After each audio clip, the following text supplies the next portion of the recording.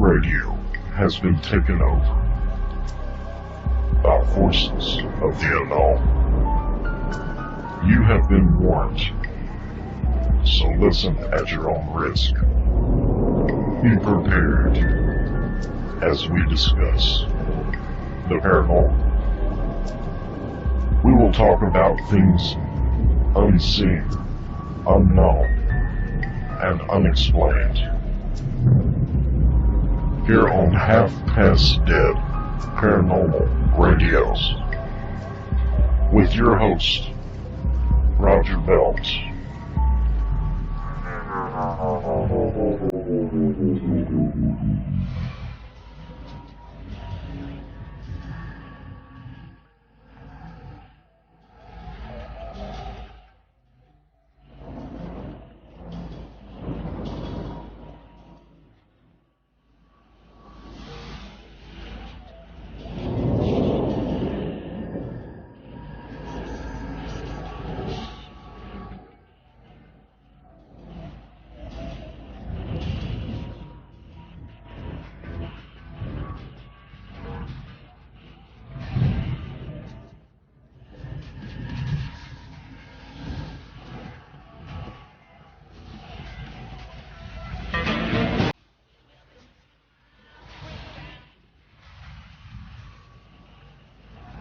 Keep listening, if you dare.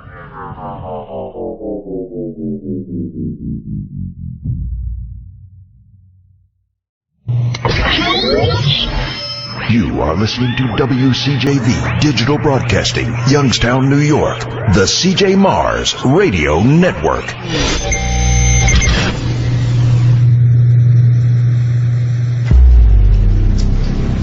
Your radio has been taken over by forces of the unknown. You have been warned, so listen at your own risk. Be prepared as we discuss the paranormal. We will talk about things unseen, unknown, and unexplained. Here on Half Past Dead Paranormal Radios, with your host, Roger Belt.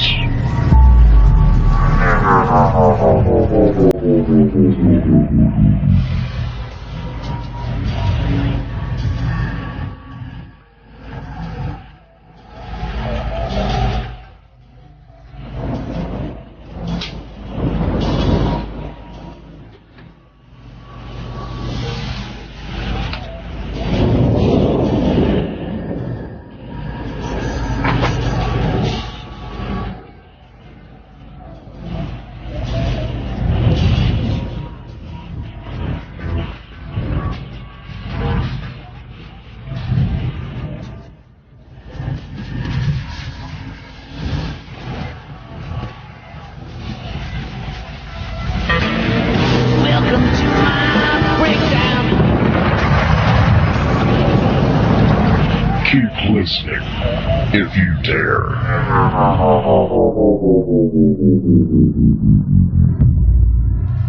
Okay, we are live on WCJV Digital Broadcasting out of Youngstown, New York.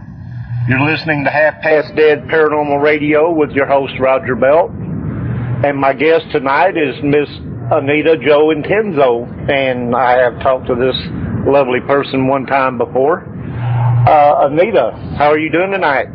Very well, Roger. Thank you so much for having me on your show. Really looking forward to chatting with you tonight. Well, you're very welcome. We're glad to have you back. And what I want to do is kind of twofold this thing, because we're kind of going to talk a little bit about your new book later. I want to kind of go back and recap for a lot of the listeners that weren't here before when we talked about A State of Horror. Okay, that sounds good. Of course,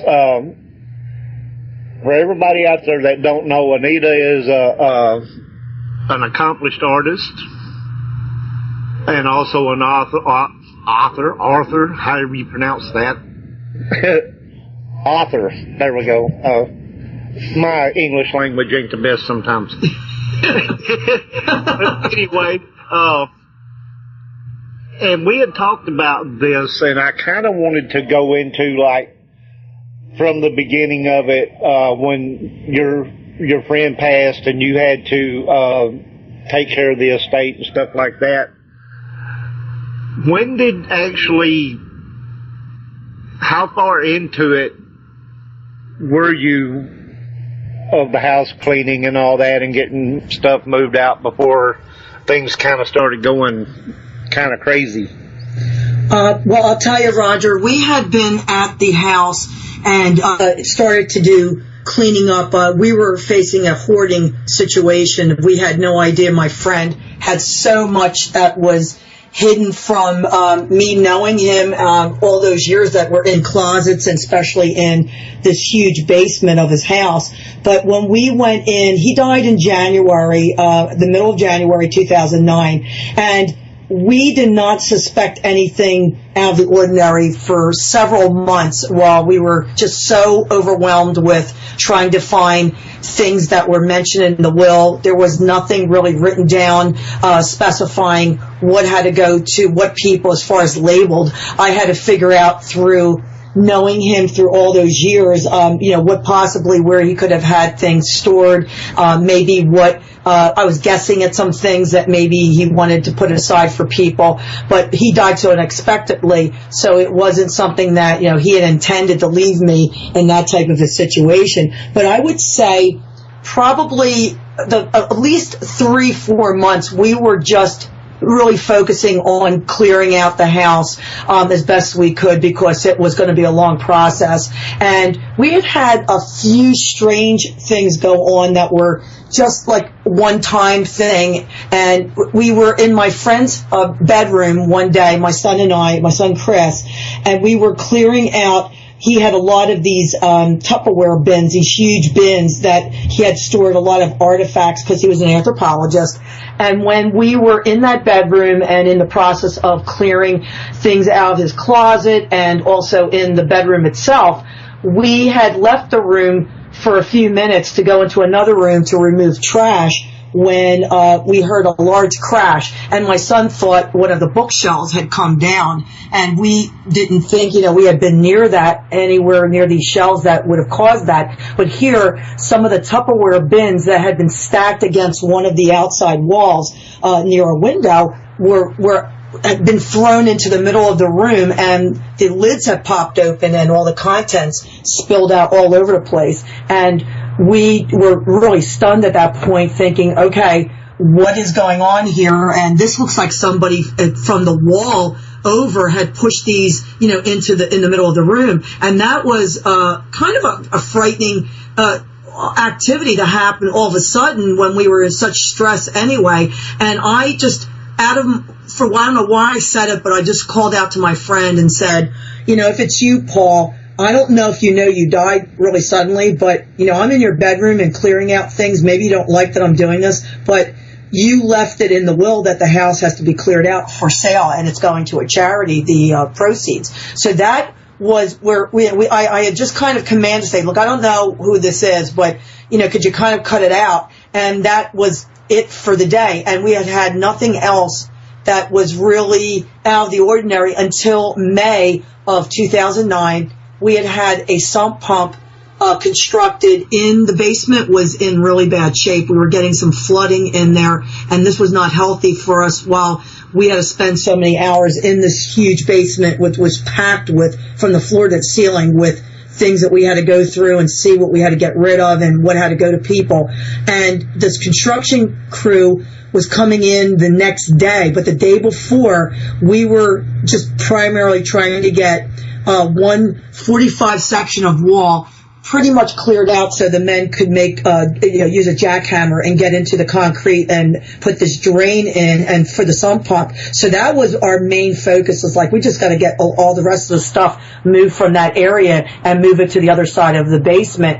And Wednesday, which was the day before the men were scheduled to come, we had cleared out a lot on the floor and had made real progress in the basement for a few months when my son kept saying to me, I hear something is falling. Like, what is going on? What keeps dropping on the floor? And I'm thinking, well, because we're moving things, maybe they're all stacked and they're not really in a really stable kind of a pile. But instead, my son then starts yelling that something flew right by his face and smashed against the wall. And here it was cassette tapes, which my friend had a lot of those and a lot of film slides because he was an avid photographer and took all pictures when he traveled all around the world. But the cassette tape smashed against the wall, and my son said, I don't know what just happened.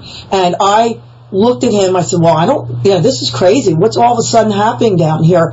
Then I went back over to where I was. We didn't like run out of the house. We just knew we had so much we had to do. We just went back to putting things in boxes and moving things when I was walking towards the steps and something in my peripheral vision went by my face, and I started screaming because I didn't know what it was. And my son rushed over and then looked on the floor, and here it was a black leather glove. And he found the other glove that had been in a box, but he said, how did this glove fly out of the box and by you? And that was the beginning of, for the next several hours, anything you can imagine. And there was so much in that basement, that could be thrown around. My friend was a writer. He collected all kinds of posters and stickers and all kinds of writing implements, and his mother was a hoarder. So anything you can imagine of like soft, skeins of yarn that his mother used to knit. There was pencils, pens, things were just flying around the room. There was books that were dropping off the shelves, and we actually saw at one point, we heard a rattling on the shelf, and my son grabs my arm and points to a shelf above a workbench, and there is this square tin can with like a Santa Claus design on it. We actually saw the can started rattling in place and like a vibration, and then it skipped down the step and fell right off the shelf. And that was like, wait a minute, did you just see that? So that's what happened, Roger. That was the beginning of the next 5 months of crazy stuff at my friend's house. Okay, let me interrupt you real quick. We had a question in the chat. Okay. My friend Bill was wanting to know where people could find your artwork at. Well, you could go onto my website, pastimagesbyanita.com, and that has, or also AnitaJoIntenzo.com. Both of those will take you to my main website, and there's many different links there that shows my artwork. I do a lot of American Indian portraitures. There's several that are up for sale as far as prints that are made from my original paintings. And also I have, there's a whole thing on there for stateofhorror.com. Any of those domain names.com, Anita Jo Intenzo, Past Images by Anita, and stateofhorror.com. That will all bring you to the links, and you can search the pages. I do antique doll restoration also, and also could show you samples of my photographic restoration that I've been doing for over 30 years. That's been my main thing. Like that was my main focus of artwork and doing fine art, and never dreamed that I would become an author, until I got involved in all this with my friend. So I was going to ask you also about the antique dolls. Mm-hmm. I can't remember if I asked you this when I talked to you before, but did you ever run across any of those dolls that had attachments? Not that I actually brought about 30 dolls from my friend's home that he willed to me, and these were from the Franklin Mint. They were collector's pieces. Some of them were, at the time when Franklin Mint was in existence, they would be like $300 dolls. They were Cleopatra and Nefertiti and Princess Diana. So he would do lectures, because he was also a history professor. He would do lectures and have all these beautiful dolls and on Native American subjects. And he did like 40 different lectures to different groups, and just retirement groups, history groups, school groups. And he would bring all these objects to show. And as far as I know, of the 30 different dolls that I have of his, I haven't felt that there's any attachment to anything, but I have done other people's antique dolls and repair them. And I've only had maybe one incident where I had a small Welsh doll that was maybe from 50, 60 years ago that a friend brought to me. It was her great aunt's, and she needed it repaired. And when I was working on that little doll, I actually had stuff fly off my shelf in my studio, and that was the first time I'd ever experienced something like that when I was working on an antique doll. So I don't know if there was a spirit attached to the little. I mean, it doesn't have to be a big doll. I mean, she wasn't really that big, maybe about 7-8 inches big. But I just thought that was really strange that while I was working on that things were flying off my shelf. So. Right. Hey, can you give me that link so I can put it in the chat room? For my website? Yes. Oh, yes. It's AnitaJoIntenzo.com or pastimagesbyanita.com. And you could go, there's so many different things that you could click on that shows my artwork. My agent had her marketing team. AnitaJoIntenzo.com, is that what you said? Yes, and pastimagesbyanita.com. Okay. I'm trying to put these in here, so. Oh, okay, thank you. Yes, we've worked really hard on the website too. There's a lot of information for people if they want to see some samples of my work and also about the book. There's links there. I don't know if these links are going to work. Somebody tell me if they work or not. Somebody in chat there, test them and tell me if they work or not. They can even, if they'd like, they can even go on my Facebook, Anita Jo Intenzo, and if they need, they can contact me through Facebook, and I could send them direct links too if they need, if they'd like to get in touch with me. That's not a problem. Mm-hmm. Okay, you guys, as she just said, you can go on her Facebook page and you should be able to find links there.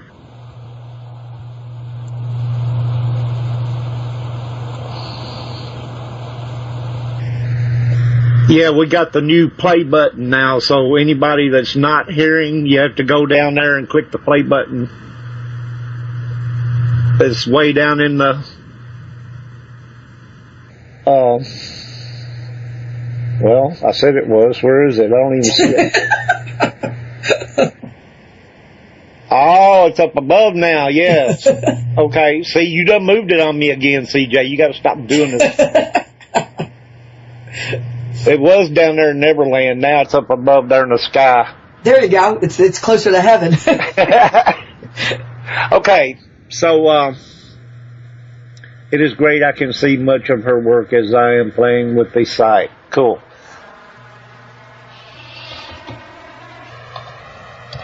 Okay, let's kind of go back where we were. Okay. We were coming out of the basement, and you had leather gloves flying across the room, I guess. Oh yeah. All kinds of small objects, like a little packet of stickers that would be from Ireland, for St. Patrick's Day. There was film slides that were being thrown like little frisbees. We had so many film slides that were being thrown around, like not only the basement, but then it would sort of infiltrate throughout the rest of the house, and it just got to be, after a while, just so annoying. Like, oh, here we go again. And I've said to people, I don't know how it could be where you're in a haunting situation and you actually get so nonchalant because it's happening all the time. But that, after a while, it got to be where we weren't afraid. We weren't even like trying to investigate. We're trying to get this house cleared out because we had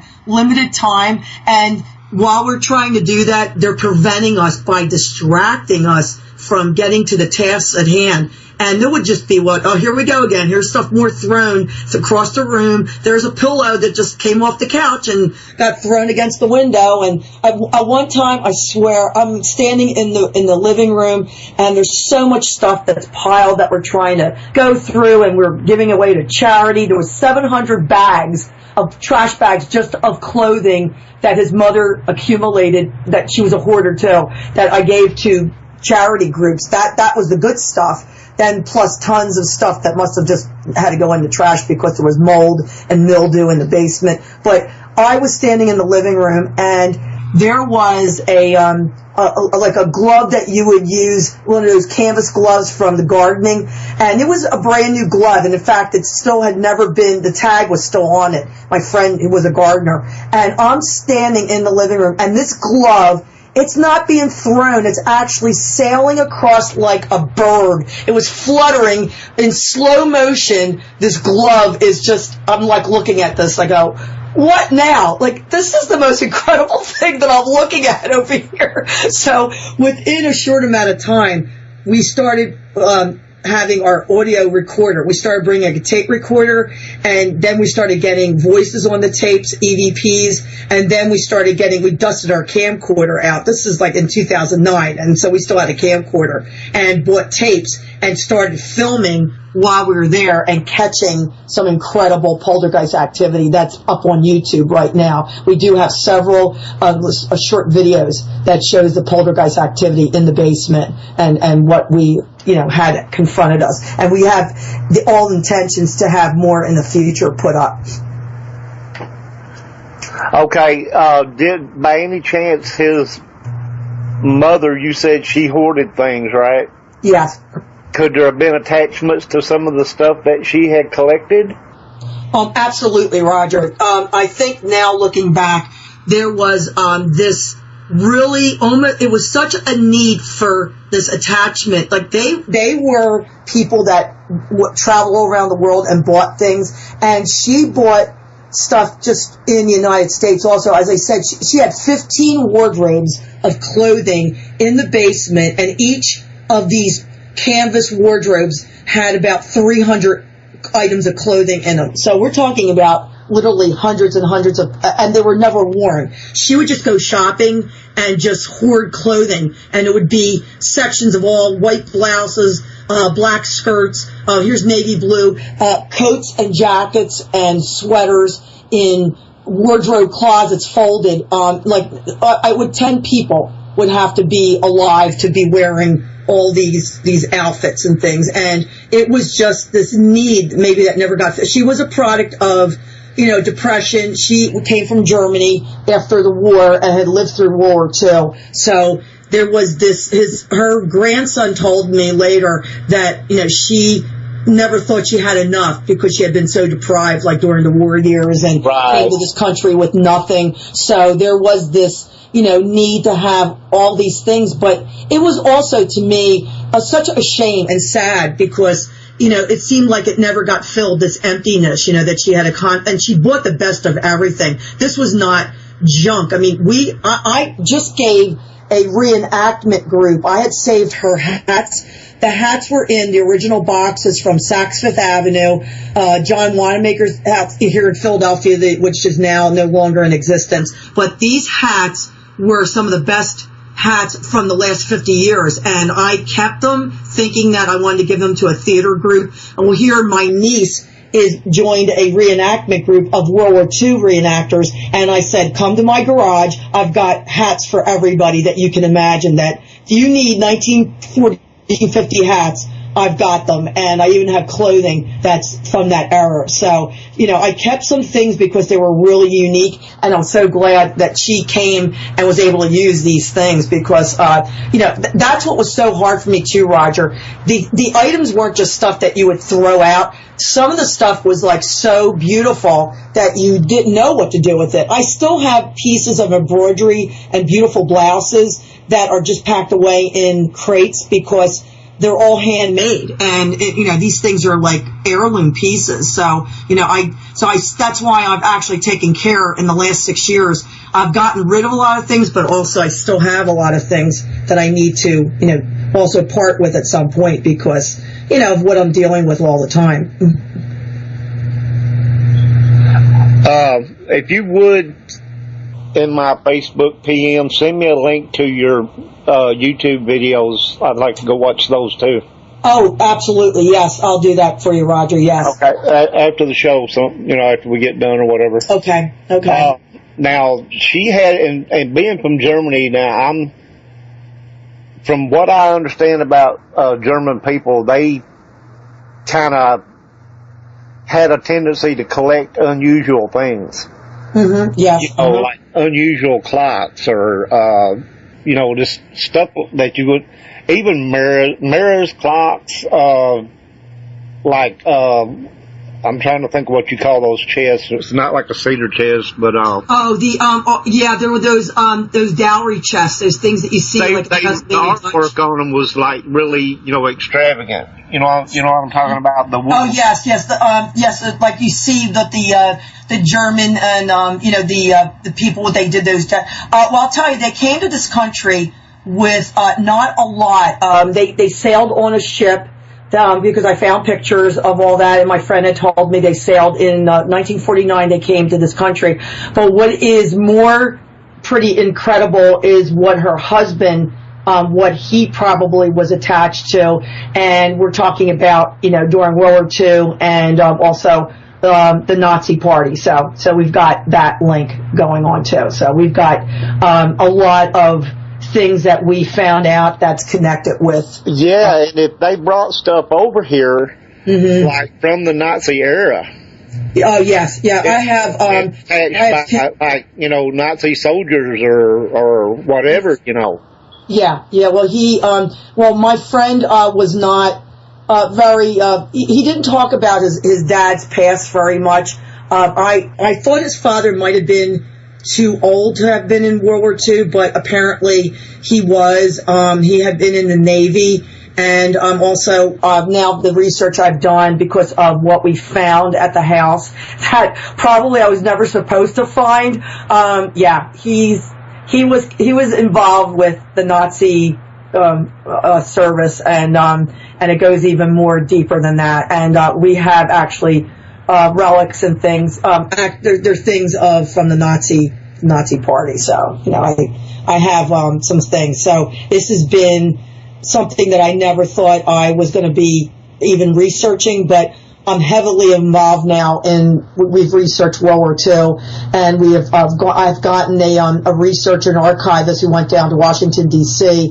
and to College Park, Maryland, and he was able to look up through thousands of records for me and to verify things that are going to be in the second book. So yeah, it's been a really long journey, but I wanted to make sure that I had my facts and make sure that I was on the right path, because what we had been experiencing here in my house is heavily of a Germanic nature, actually being cursed out in German when I've been on other live interview shows.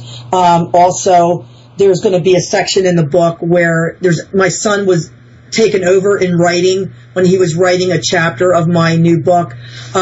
He does not remember writing while I was dictating to him. He thought he was putting down the words that I told him to put into this sort of a outline context while I've been writing the second book. And later, when he sent from his computer to me to go over the chapter, I called him immediately. I said, "Do you know what you just sent me? What you sent me in this chapter?" And he goes, "Well, yeah, I just sent you what you dictated." I said, "No, the whole chapter has been infiltrated with horrendous name calling, bigoted remarks, German words." And I said, "This is not you that you wrote this." I said, "Somebody else wrote this."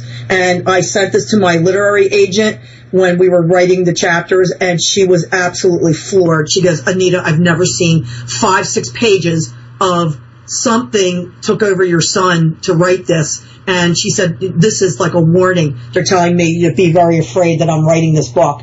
And that's going to be included in the second book. Exactly the raw files that were written as my son thought he was writing what I was dictating to him, and instead it was this really crazy stuff.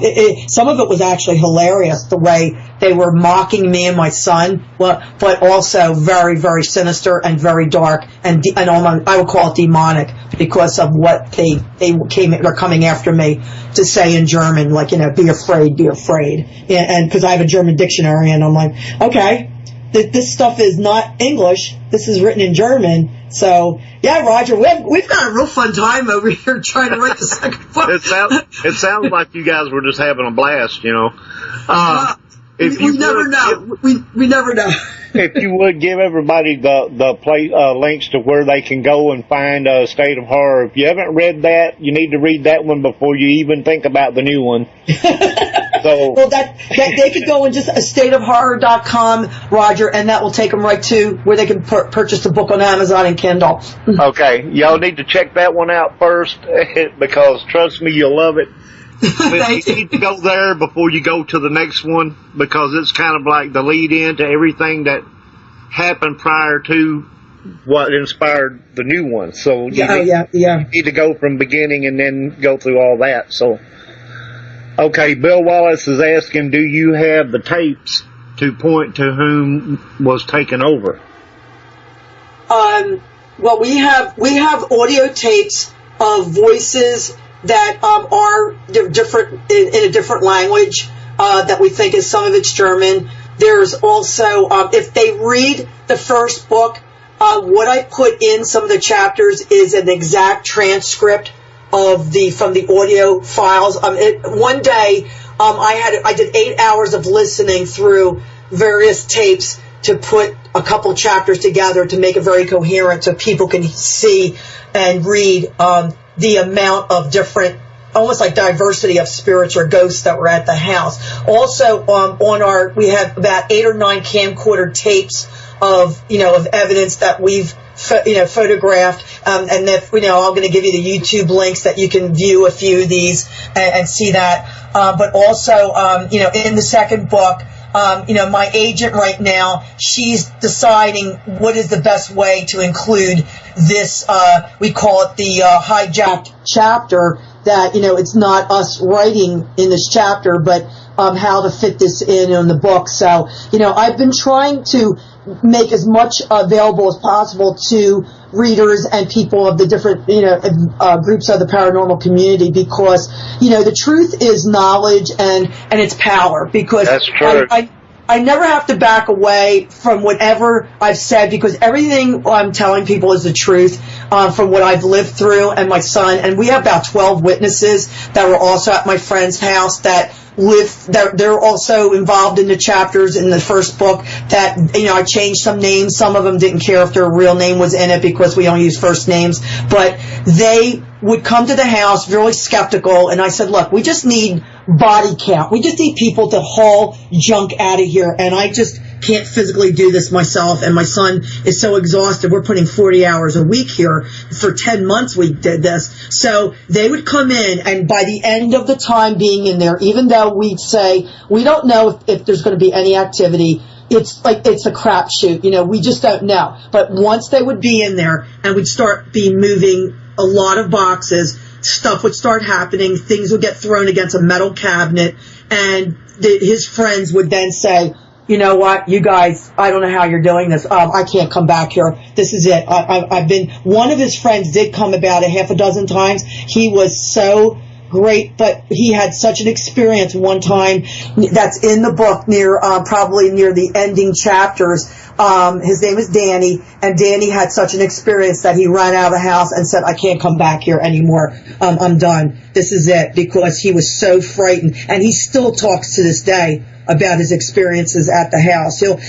My son's still good friends with him, and Danny will say, remember that crazy house? And he said, I'll never forget what happened there. It's like we relive it. It's almost on a loop. We could all recall exactly because we were all there, and we all saw the same thing. So it's actually a great thing to have the witnesses and the people to know what you went through. But also there's been people skeptical, even within my own family that, and I would never give them any cause to ever think that I was making something up because I'm not that type of person. But I think it was so incredible of them trying to understand what I've gone through, and they didn't want to upset their belief system. So I just tell people, my job is not to convince you.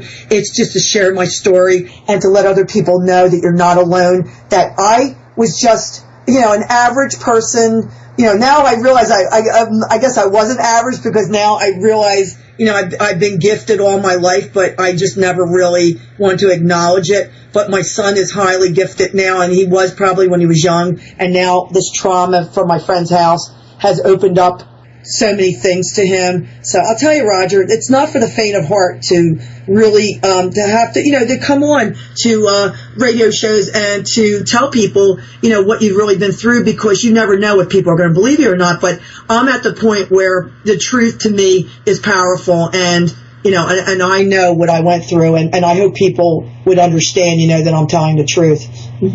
Right. Okay, let me hold you up there for just a second. We're live on WCJV Digital Broadcasting out of Youngstown, New York.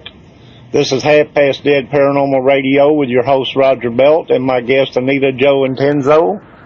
And I know that's a little bit late, but since we got started a little late, I didn't figure it would hurt.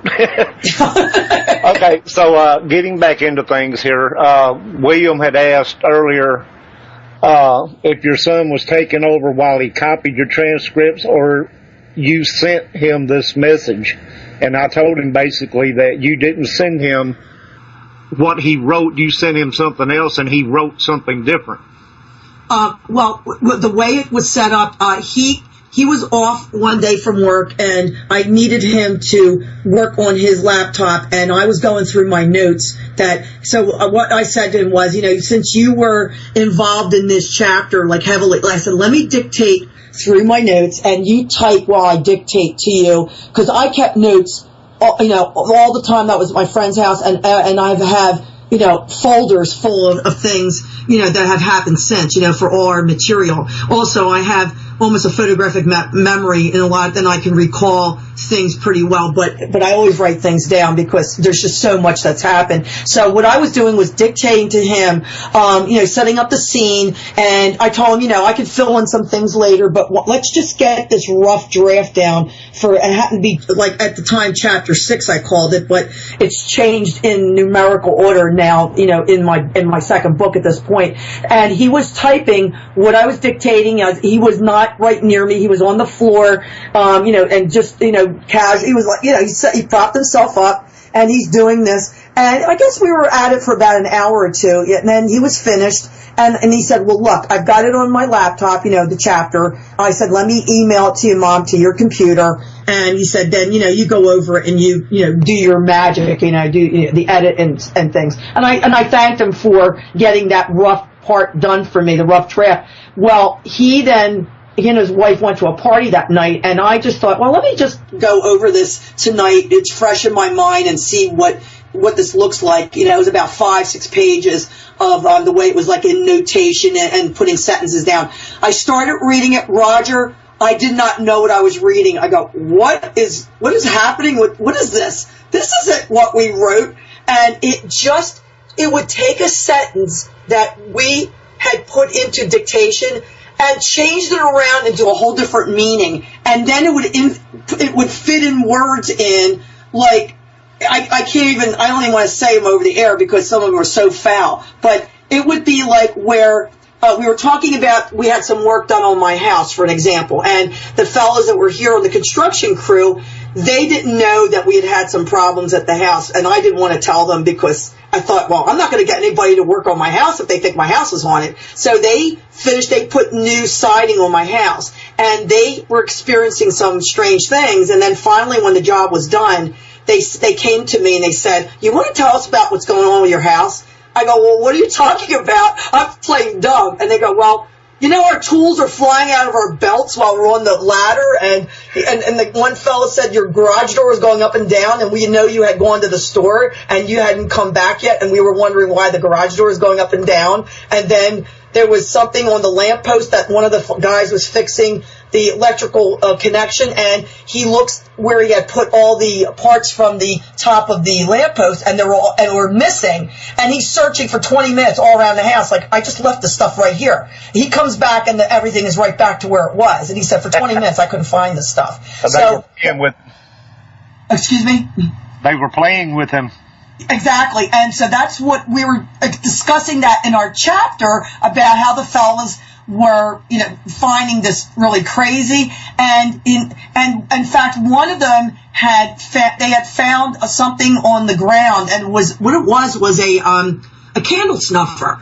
And while they were in my attic, See, that was not a good thing too. They were putting stuff up in the attic at the end of the day, and we were closing it off and locking it so they didn't have to bring their tools back every day. So, well, they had the door open to the attic. I had stored some things up there for my friend, and one of them found a candle snuffer on the lawn, and he said, "Gee, Anita, this is a brass, I think, candle snuffer." He said, "This wouldn't be good if you guys go over with a lawnmower." And I thanked him for finding it, and I go, "What in the world is this doing in the grass?" When I know I packed that in a box at one point that was from my friend's house. So in this chapter, we're talking about candle snuffer. And instead, it would say something foul. Instead of snuffer, it was ASS sniffer.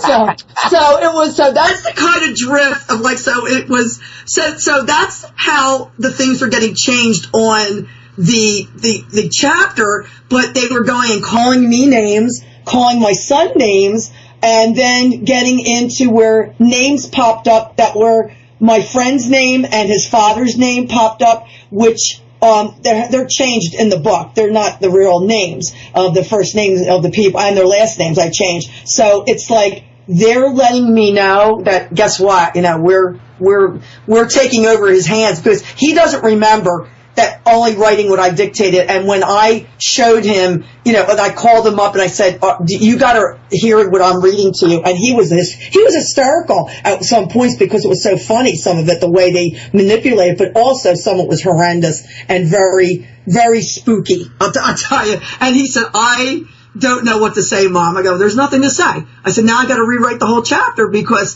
that was a wasted 2 hours. They messed up the whole chapter. Now I got to go back and recall the chapter and go back through my notes again. And I'm going to leave this the way it is, but let me go rewrite the chapter." And that's what some of the things we've had direct interference. They did not want me to disclose, even in the first book.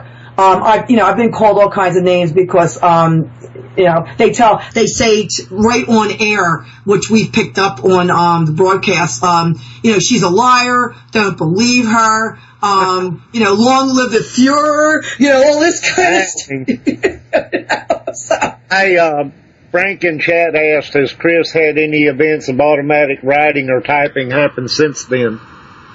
No, he has not done anything with my book since. He doesn't. He's going to write his own book. He told me after the second one is done. But he has what he does. He has visitations in his dreams of recently deceased people. It happened very frequently. In 2010, there was a block of time in the summer of 2010, which there were quite a few people had passed away that were directly connected with World War II. And I since then called the Simon Wiesenthal Center in California, and they confirmed the deaths of these certain members of the Nazi Party and some other people. And these people directly came to my son. My son did not know who they were. This man came to him and told him who he was. He gave him some numbers and dates. And my son one morning nonchalantly had the name written down. He goes, Mom, would you check this name? He said, I think he worked with your friend's father. And I said, really? I go, what? I mean, what do you want me to go look up? And I just put it aside. I really wasn't thinking about looking it up. So a few days later, my son asked me if I looked it up. I said, well, what do you want me to look up? I don't know how to look up this stuff, because I wasn't really that great on Google at the time, because we're talking about five years ago. So he instead went and typed in international deaths or something, and here this name pops up. The guy died exactly the date that he wrote down, 3/31. It was March 31st. The man had died, and he was 98 years old, and he had been a member of the SS, and it was really, really horrific, the stuff that he had been involved in. And my son, he knew the guy's name exactly, and we had never heard of this man before or even wanted to ever look up anything. But the man had only died a few months before, and then he had two other SS officers also come to him, and they had just recently deceased at that point. Between March and June, there was all these guys were dying, and my son was getting them coming to him and telling them who they were. And we didn't know what it meant, but then they led me to my research, these names, that if I didn't have those names, I would never have been able to discover other things. So now, that would be a good topic for him to write his book on. Oh, yeah. He's got a lot of, and it goes so much to other different, it's not just these deceased Germans. We've had historical figures come to him, that were from 100 years ago, and he's written down the names. They seem to come in clusters, that it's almost like if a newly deceased person has died, and he gets this person coming to him, there seems to be sort of an open gap that there's opportunist ghosts that will come behind them and tell them their names and want him to know who they are. So it'll be like a jumble. Like he'll get somebody that they all died maybe within, that's their common link. They died maybe around the same time of the year or the same kind of date. But he's had people that have come to him that were 98, 60 years old, and somebody 96 that died within 3 weeks of each other. And they were all not related, but they were all related in geography and, what country they were from. So, my son was trying to put together, he would just write down everything as soon as he would wake up in the morning. He has a diary by his bed, and he just writes everything down because his mind is so crammed with pressure that if he doesn't write it down, he has to write it down to release what happened to him during the night, and it really ruins him for the next day. He blocks a lot of it now, but at the time he didn't know he could even do that, and he was just an open book for these things to come through to him. Okay, William said in the chat room here, has Chris, you said he's a sensitive now, has he ever allowed himself to explore the possibilities of mediumship, or perhaps his training is non-standard assorted studies to be assured this gift could be so empowering? And that's true. If you have a control over what you're getting, because if you don't, it can drive you up a wall. Well, that's a really good question. Luckily we've had association with Bill Bean. Bill's been at our house about 5 times and through all these different things we've been going through. He's helped Chris with telling him, like they've like shared like confidences. Also, we have another friend who was in my first book. His name is Randy in the book, and he is there. He said to Chris, if you need me, I'm just a phone call away. Luckily, Christopher he's a very strong person and personality, and very grounded and spiritual. He's been able to block some things so he can get a good night's rest. But there's other times where, they're insistent on coming through and he just wishes that sometimes it would be a little bit more specific, because he hesitates that he doesn't want to get in touch with the families. He doesn't know how it would come across that if, say a child came to him while he was on vacation, he and his wife a few years ago, and he just said to me, well, I don't have to be at the house, Mom. This is happening to me even when I'm on vacation. And here, this young child came to him. He didn't know what was all about, but it happened to be where my son went down for breakfast and asked the manager, where you have your bar outside, by any chance did you ever have a swimming pool here? And the man said yes. He said we filled it in because we had a drowning of a young child. And my son then realized who the little boy was, and he tried to tell the little boy, to go, to be with his family, but since the family is still alive and this little boy's gone, he's just stuck there. He's just stuck at this vacation place, and he runs up and down the hall. He was knocking on my son's door. The faucet would turn on in the middle of the night, and and he just said to me, he says, I don't know if I got in touch with the family, if they would think that I'm a kook, let them know that their son came to me and wanted to let them know, he's still there. So it's really strange, Roger, how other people could take it, but my son tries to be cautious because he just doesn't want to present himself out there. And I understand that. Yeah. He also is very reluctant. I mean, he wishes he didn't have this gift, but he has it whether he likes it or not. And now we look back when he was younger, he probably was sensitive even then. So that's the thing about something like that, is it can work in two ways. It can work for a good cause, or it can work for something, to just make you wish you didn't do it. But you hope that the good will outweigh the bad. Yes. You can use this, to help people. Well, that's what I hope. To give people a sense of closure or whatever. Sure. He had, unfortunately, he had a friend who overdosed about 2 years ago on Easter morning, and his friend, they were high school buddies. They were very good friends at the time, and then they drifted after graduation, and my son went on to other things, and he knew his friend had problems with drugs on and off, but he seemed to be getting his life back together. And then my friend said he came to him and he told my son how sorry he was that he messed up and what it was doing to his family, and my son just he was shattered. It just killed my son to see his friend. I mean, my son's 32 years old, and this fella, this was 2 years ago, and my son was just so. He was just so devastated to see his friend, that he was having problems even being where he was.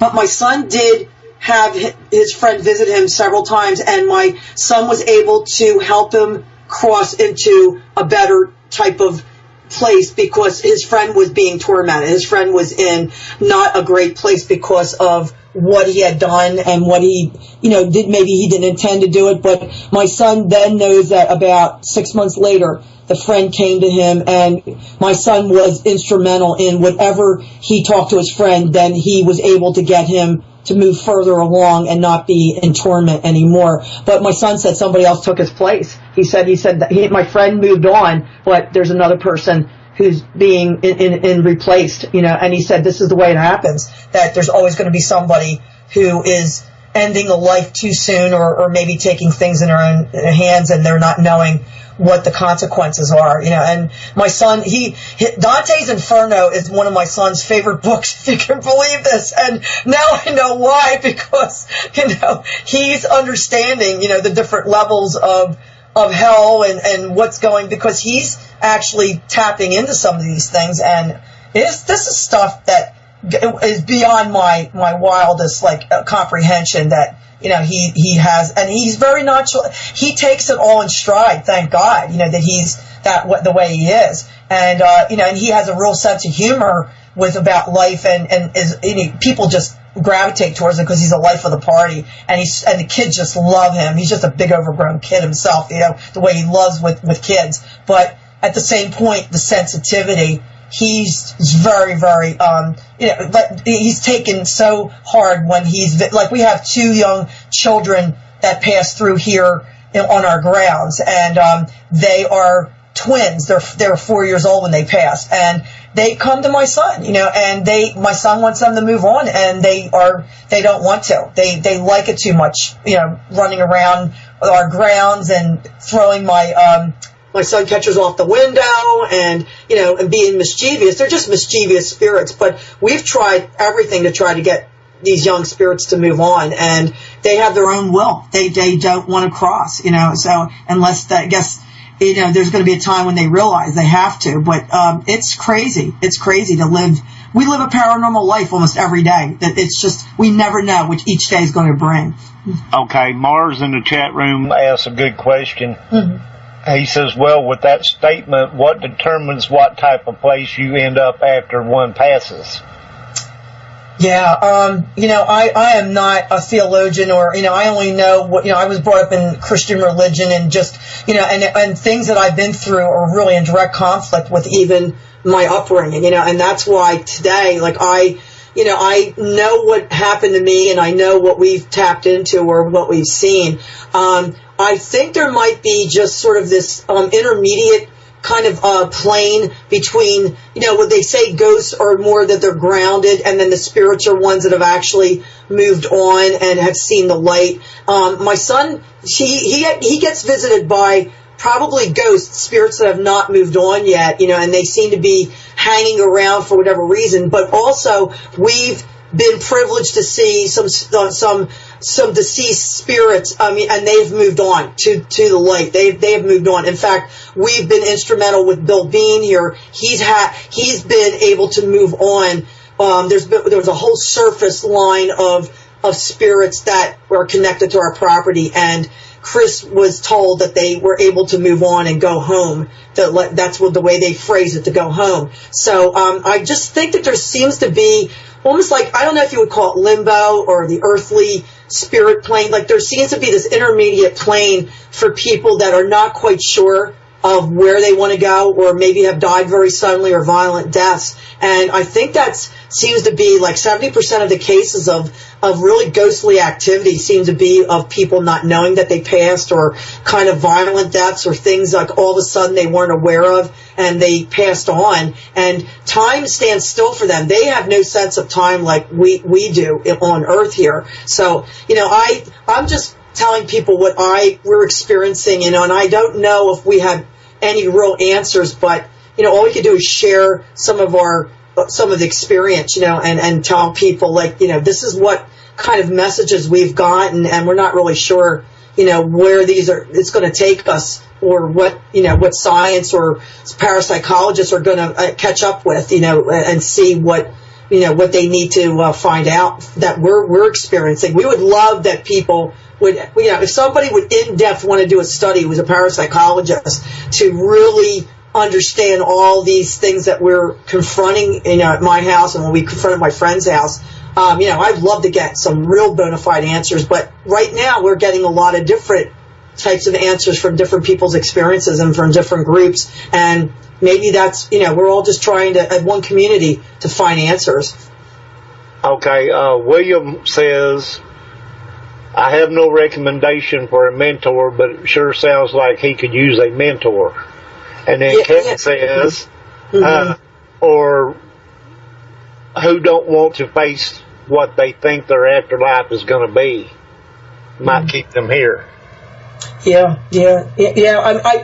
I definitely think some of the really harsh kind of disruptive spirit activity or ghost activity in our house are ghosts that are they're really centered in in a nether world. They don't want to move on because of their actions, what they have done, and they don't believe what they did was wrong, but it is wrong in our culture, in our worldview. But they themselves don't think they did anything wrong, but they don't want to face retribution or judgment. So they'd rather be in between, it seems, than actually move on and face the consequences of what their actions are. And that seems to be like why there's all this, kind of conflict going on, where you get some good spirits or, they're moving on through, there's no problem, and then you get these things that are hanging around that have no right to be here, but they don't want to move on. They don't want to face the judgments, what it is. They don't want to face what's coming to them, the karma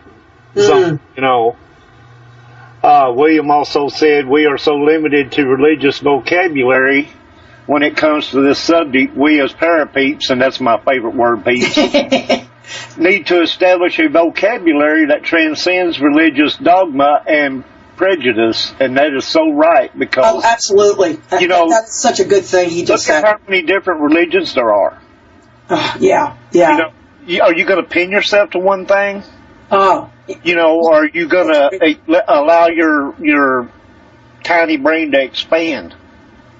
You know what it is too, Roger? It's when they're confronted with something like there could be physical evidence. Like I have a photo of me. I got in scratch across my chest while I was taking a shower, and it drew blood. 3 slash marks across my chest. Happened in in 2010, and then we photographed it, and I showed it to a priest. And a friend wanted to help, and he brought me to one of these Monsignor, a good friend of his, we took a ride, and I said, I don't know if he's going to want to help. And all this man could do was give me some advice, but it's like they don't want to be involved in things that they said, well, they have to go to the Vatican, or they'd have to make some kind of if you want to do an exorcism in your house, there's all these channels you have to go through, and sometimes you don't have that kind of time. You want to get something out of your house as best you can. You don't want these things hanging around. You don't want to wait months and months for somebody to give you the okay, for somebody to come and maybe bless your house. But in the case of Bill Bean,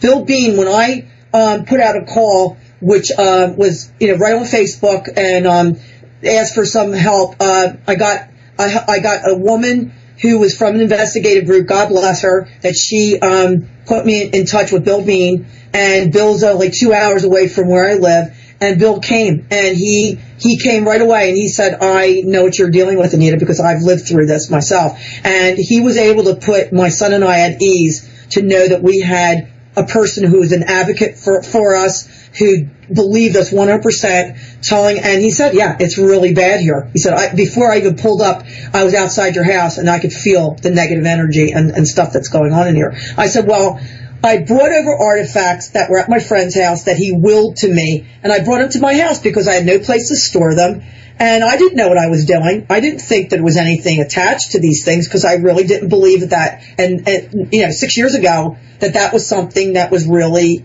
viable, that actually happened. And now I know that this is a truism. This can happen, and I didn't know I was infecting, and for a better word, infecting my house with what had been at his house, and brought it over to my house unknowingly, because the first few months we hadn't had any activity at his house, and that's when we were bringing a majority of things that had been in his bedroom and in his closet, and I just put them down my basement because it was pretty empty, and I go, I'll just store the stuff down here until I figure out what I'm going to do with it. But not knowing, I was setting myself up for a real perfect storm. So, man, you got to think, when it comes to belief systems, I was raised Christian, but I don't live Christian now. Mm-hmm. I have learned to accept other things, mm-hmm. because I have things that I'm able to do sometimes that go kind of beyond what Christian beliefs have taught me. Yes. Mm-hmm. So, I can't say, well, and I'm not saying I don't believe there's a God or a powerful entity, there anywhere. Right. I just don't live, quote unquote, by what they teach you in church anymore. Yes, that's pretty much what's happened with me. I don't really affiliate myself with one denomination now. I still consider myself a person who believes in a Christian tenet as far as in a God belief system, but also it flies in direct conflict, with so many teachings that I was brought up with, what my son and I have experienced and what other friends have experienced, that there's no rhyme or reason to fit into this neatly little packaged, ideology of a certain religion, when, you have to be almost on a universal acceptance, because all these different religions, everyone has a kernel of truth within that they're all basing on, like, believing in a higher power, supernatural power, and and no matter what religion you talk about. But at the same point, there's so many different things interacting today in our world, because of the different people are able now to travel within a few hours to anywhere in the world if you want to. So things, I think, are getting more like interacting than they ever did before, because years ago people stayed in their own little villages and married and didn't go that very far, like 100, 150 years ago. But now, there's so much that we're bringing back from all around the world, and it's coming into your own home, and you don't even know if these things, what they can do or what they are involved in. And in the case of my friend, all his travels, what he was collecting and what he might have brought back with him. Yeah, it's crazy. crazy smorgasbord. Okay, we need to go to a hard break. Okay. We'll be back in about 5. Everybody go refresh your coffee cups, wine glass, whatever it is that you're consuming at the moment. Potty break, etc., etc. But don't go away. We'll be right back.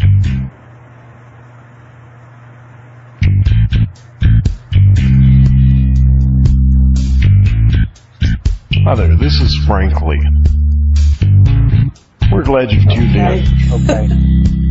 The CJ Mars Radio Network is bringing you the Good best stuff, Roger. Good paranormal stuff. radio. Good questions. Your So be sure chaplain's to check asking. out our new line, Yeah, they got some good questions going on in including here. shows such as Half Past Dead It makes an Paranormal interview Radio. a lot more With Roger Bell. like fascinating when people On can Monday feel like nights they're at part 8 of it, p.m. Eastern. and then they're. And I like Paranormal that because News Insider with Dr. Brian Parsons on Tuesdays at 7 p.m. Eastern.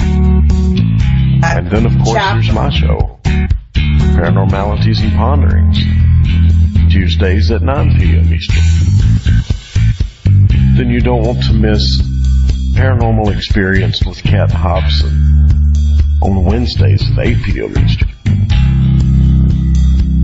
For an out-of-this-world show, be sure to tune in to Starlight 17 Radio with host Deborah Jane East, Thursdays at 8 p.m. Eastern.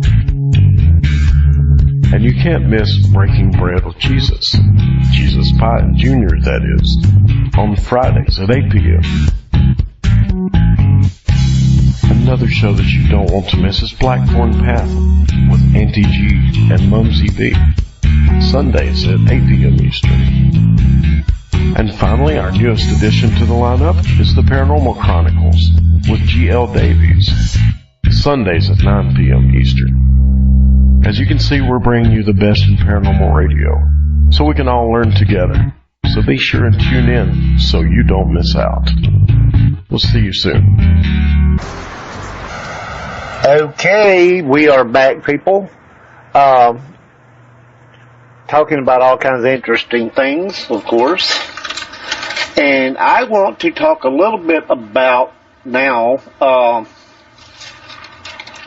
the haunting episode that had to do with the first book and what was going on at that time. Where did you do the episode? Was it done in your friend's house? You mean the episode that was on television, Roger? The first one. The haunting episode was actually filmed not far from my house, maybe about 5 miles from here at a historical old mansion, and it was 3 days of filming. They did like local filming, and then my son, he was filmed. We had an interview one day for like 8 hours. They were interviewing. They did me. It was like almost 10 hours we interviewed. And also Bill Bean and our friend Laurie Hall, who, if we haven't mentioned her, she was one of the psychic investigators who helped us out at my friend's house in 2009. So Laurie Hall is actually a founder of Tri-State Paranormal, Delco Ghosts. It's a /Delco Ghost that she has been a lead founder, investigator, and she was very helpful for us to when she came in at my friend's house to tell us what was really going on over there. Okay, so you didn't actually film it on location in the house?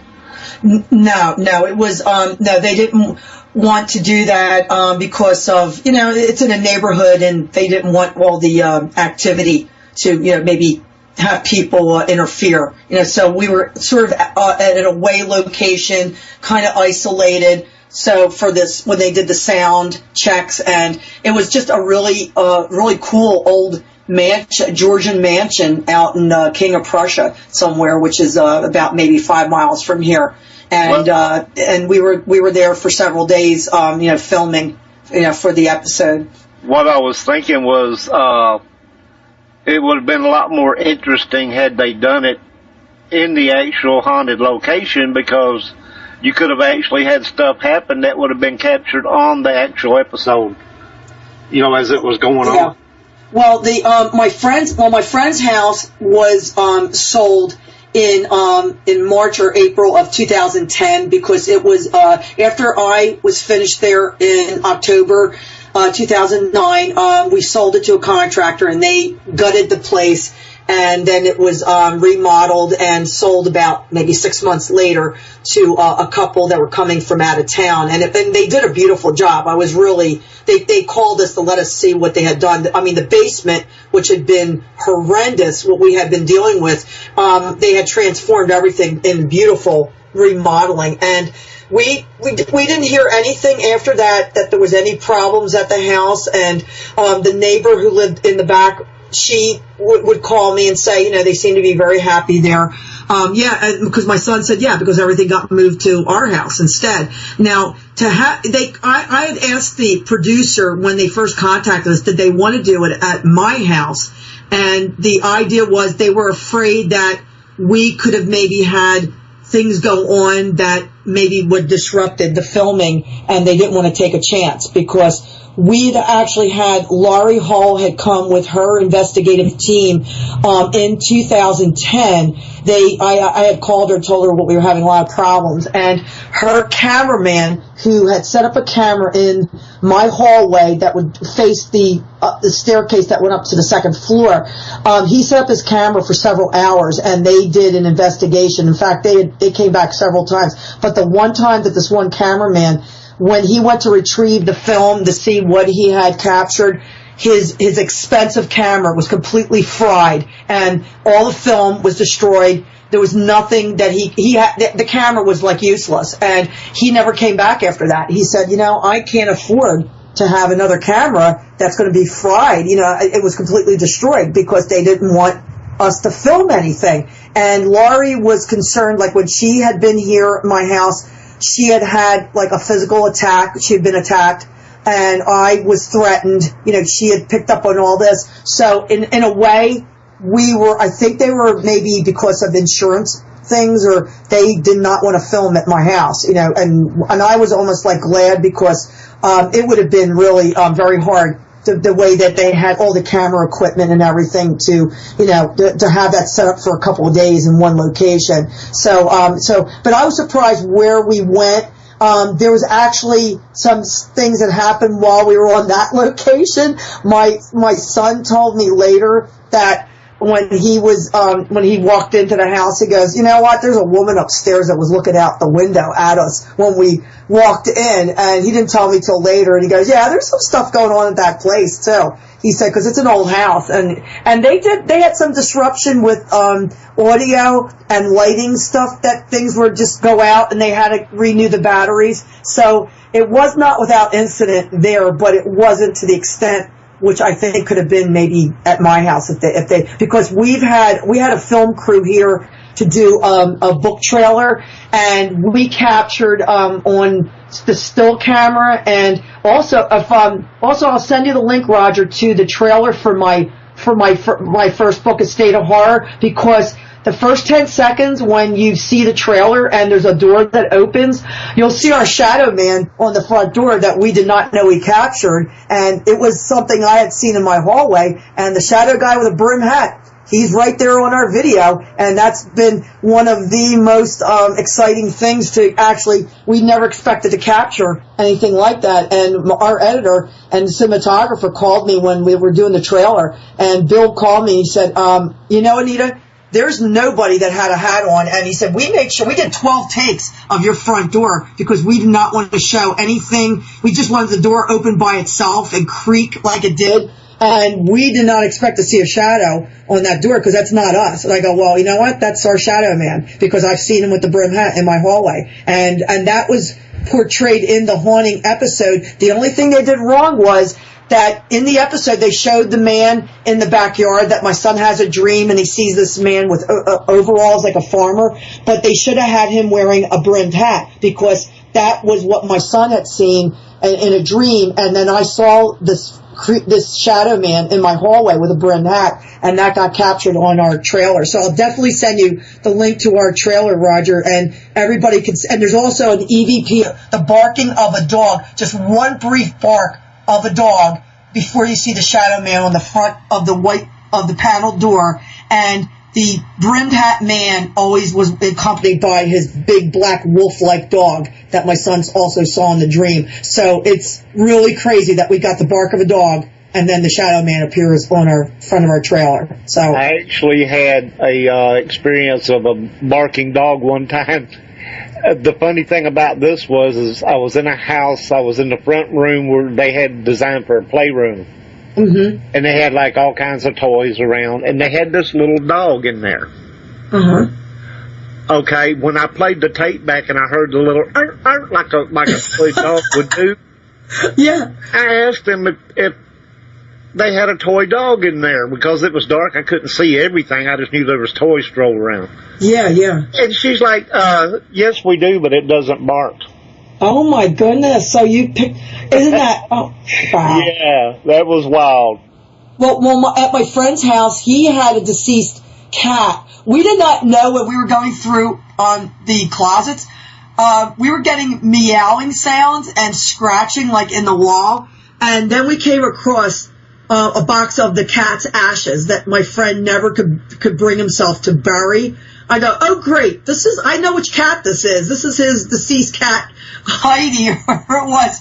And, we were getting a cat spirit. In fact, we had a friend who came in, and he said, there's a cat meowing in the little, like a little den over there. And I go, there's no cat here. He said, yeah, but what was that meowing? I go, oh, that's the spirit cat. I said, oh, you heard the cat that we hear over here. And sometimes we smelled a wet cat, like a cat had been out in the rain. If that wasn't crazy, a pungent odor, it would just go right through the house. We'd smell like wet cat. That was crazy. I had the owner of the house come in there because it felt really like a lot of pressure in there. Mm-hmm, mm-hmm. And so she comes in there and she's like, yeah, I can feel that. Well, we're standing in there kind of talking. I walked back out into the hallway, and I had a recorder running, and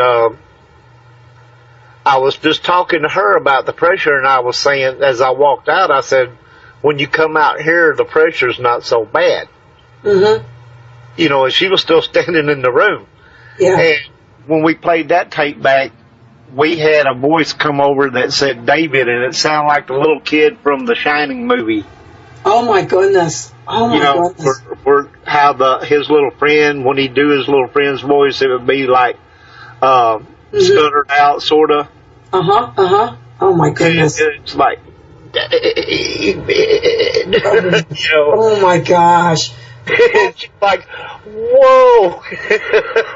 Well, we actually had a direct response. Like we would kid around, like we would make light of some of the things because you're trying to clean out this man's kitchen, and you're getting pot lids and things are thrown in the room, and you're getting hit with this big safety pin on my shoulder, and like we're in one room and then you're hearing something being thrown. They're constantly distracting us, and so my son, he said something about.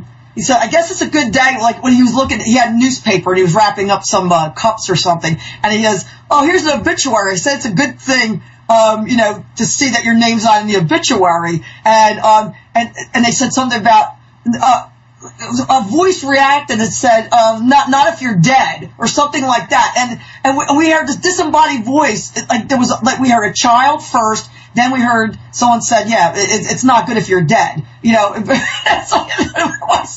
My son just rolled up the paper and goes, you know what? I'm not even looking at this stuff anymore. But it would be things where later on we would then listen to the tape, and his one friend found a little miniature bottle of like spirits. I guess, I don't know, it was Johnny Walker or something, little like bottles you get on the airline kind of thing. And my son's kidding him. He's, oh yeah, have a drink on us, And of course his friend wasn't going to open the bottle, but there's an EVP interacting with us. It said, yeah, my man, drink up. And like, what? Like we heard this later because you could hear us just talking and then these voices interjected in the conversation that they're answering us right back, or they're making remarks or saying something really nasty. It's like, what is going on? We would just have we would just keep the tape rolling in a room while we were just going about our activity. And that was probably the best thing to happen, because you would then hear how this is all interplaying. We had actually, I think one of the most frightening things of a poltergeist, people have said sometimes it sounds like there's a freight train going through a room, and most of the things have been either on tape or we would see maybe something fly across the room. But we actually experienced, we were in the living room, dining room, that kind of like, it goes in the round. It was a rancher type house. And my son was saying something to me. We had been moving a lot of things out from a room we hadn't touched before. And all of a sudden, we hear this vibration. Actually, we couldn't place where the vibration was coming from. It was just waves of a sound like a train going through, and it was a wave going right through the rooms that we just stood still, like we were frozen. We just couldn't react. It was just so scary. And then my son had the recorder. He goes, "Well, that was interesting. You want to do it again?" And right on cue, they did the vibration again, and we have that all on tape. And it was.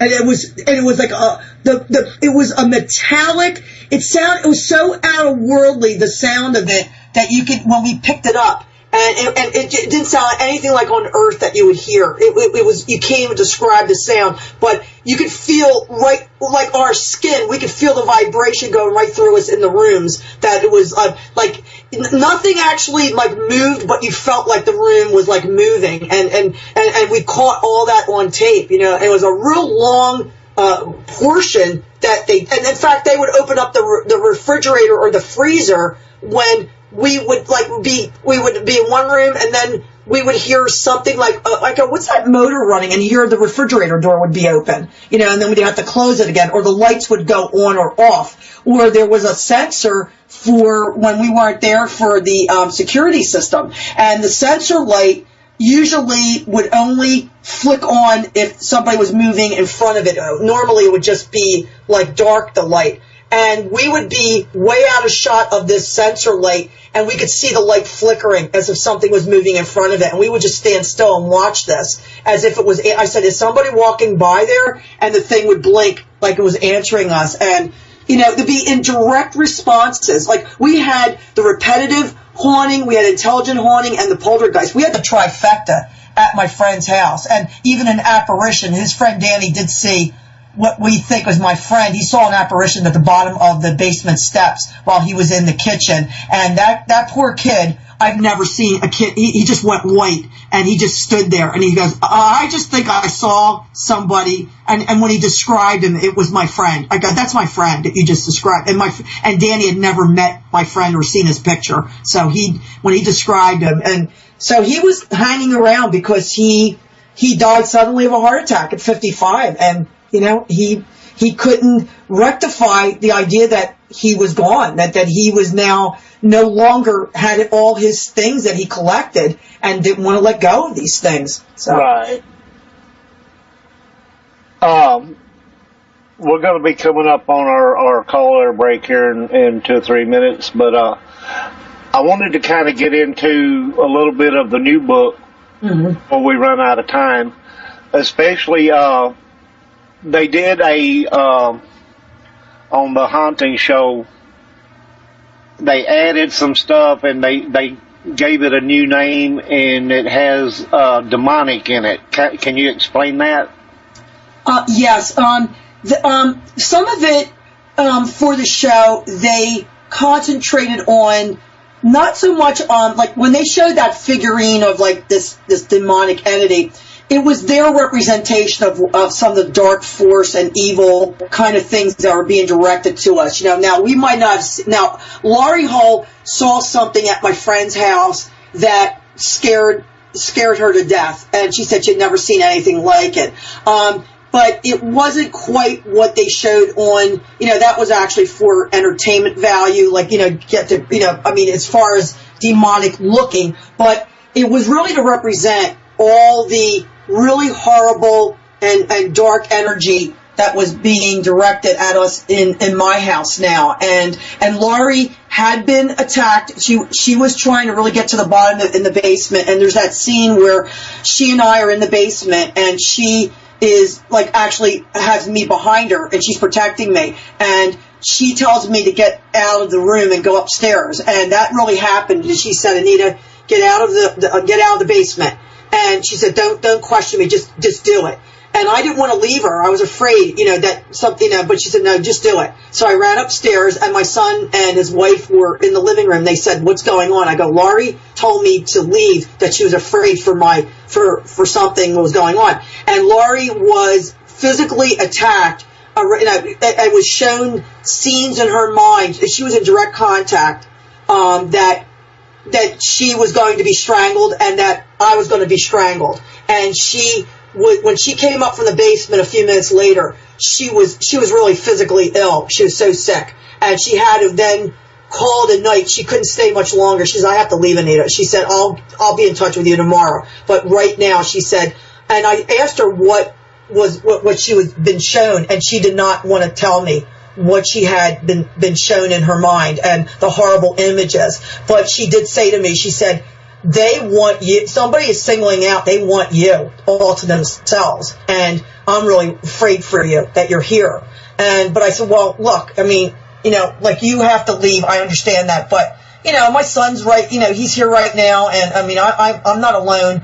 But she was afraid of what was really going on in the basement and the portals that were being opened by all these different artifacts that my friend brought back. And there was one in particular that he had bought in South America that was very, very powerful. And, it was just really frightening to know that kind of evil and actually showing demonic handprints then. I mean, someone said to me, you shouldn't say they're demonic because we're not believing in any religious connotation. I go, well, when you see inhuman fingerprints on your mirror in your bathroom or on your coffee table, they're told to me that they're demonic. They're, like, what am I supposed to say? They're not human handprints. So that's when Bill Bean came into the picture, when we knew we had not just like ghosts that are kind of being funny. There's really something really more happening here. And that's when, we realized there was real evil, presenting itself at the house, and it was getting stronger. Okay, we got to do a quick call letter break. We're live on WCJV Digital Broadcasting out of Youngstown, New York. You're listening to Half Past Dead Paranormal Radio with your host, Roger Belt, and my wonderful guest, Miss Anita Jo Intenzo. And we are talking some really freaky stuff here right now. I'm going to open up the phone lines if anybody wants to call in with a question or some input on what we're talking about. And do you think that we're actually talking about real demonic entities here, or maybe really angry spirits? I think we have a little bit of everything, Roger. That's what makes this whole thing so incredible and almost in some ways hard to believe. There are Bill Bean and Laurie Hall have consulted together, and they said what we have is a lot of layers here. There are layers of things that I'm on an old property anyway. I live on a property that dates back to early 1800s. That there was a lot of living and dying on this property. When I brought my friend's things from his home and being the history that was going on over there and brought it to my house, then that seemed to kind of conflict with maybe dormant or spirits that might have been kind of minding their own business here, because we really hadn't had anything that was like presenting itself, but it seemed like they did not like the trespassers we brought in. So we have a real battle was going on with, maybe good and evil happening, and also these portals that would open, at times that Bill Bean knew that there was a really strong portal in the basement, that these different artifacts and things that my friend had left me, that we weren't really sure, of their background or where he had purchased a lot of them. So, it would, like, a lot of things weren't labeled, they were just in boxes. So it's been a lot of things to kind of sort out and figure out, like, what are we dealing with?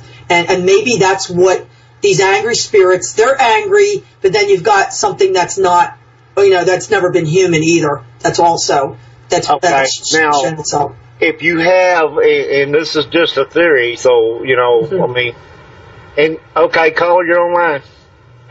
Hi, Roger. How are you? This is Bill Wallace. Hey, how you doing, Bill?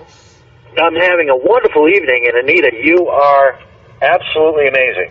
Oh, thank you so much. I appreciate that. You called in just in time because I was going to ask, and this is a theory, if you believe that there was a demonic presence there, and you also have angry spirits there, now a demonic presence would, in my opinion, egg the other ones on that were already angry to start with, right? And get them like riled up and you know, to have them throw objects and you know, attack people or whatever, you know.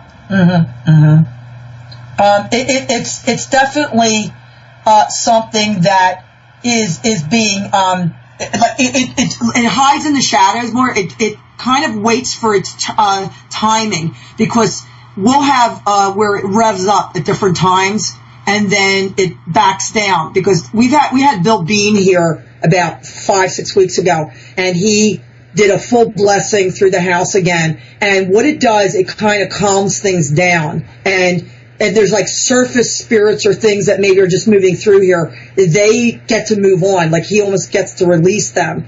But there is something so entrenched on this property and has been amplified by what maybe my friends' objects and things, even though we have them separated. Like a lot of stuff is in different storage units, but I do have stuff in the basement that I've been clearing out. But it's like when we start investigating and get these things moving around, then we actually are sorry we did that, because then we get all this poltergeist activity again. It doesn't want us to move the things. They want to stay put, just like at my friend's house. And at least at my friend's house, we could leave there and come back to my sanctuary, my home.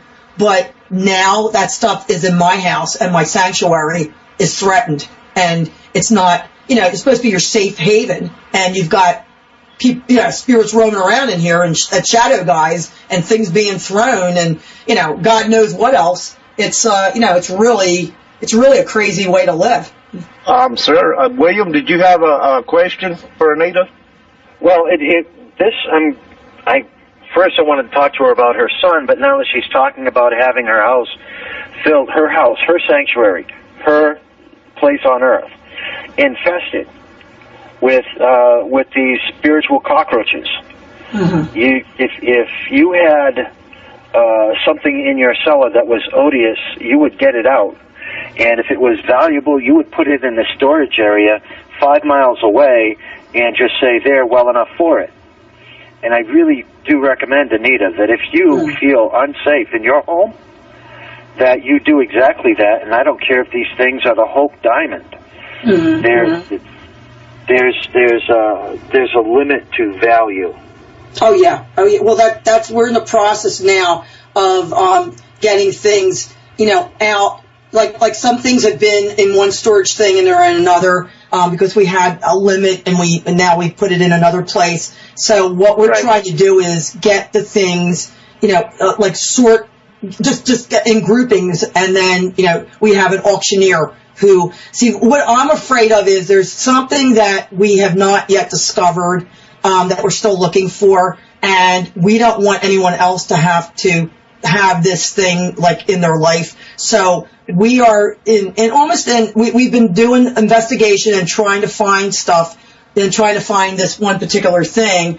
And if we can, you know, then we can deal with it. But in the meantime, there's been like all these sideline things to prevent us from actually keep finding this other thing. And that we have the blessings going on. I mean,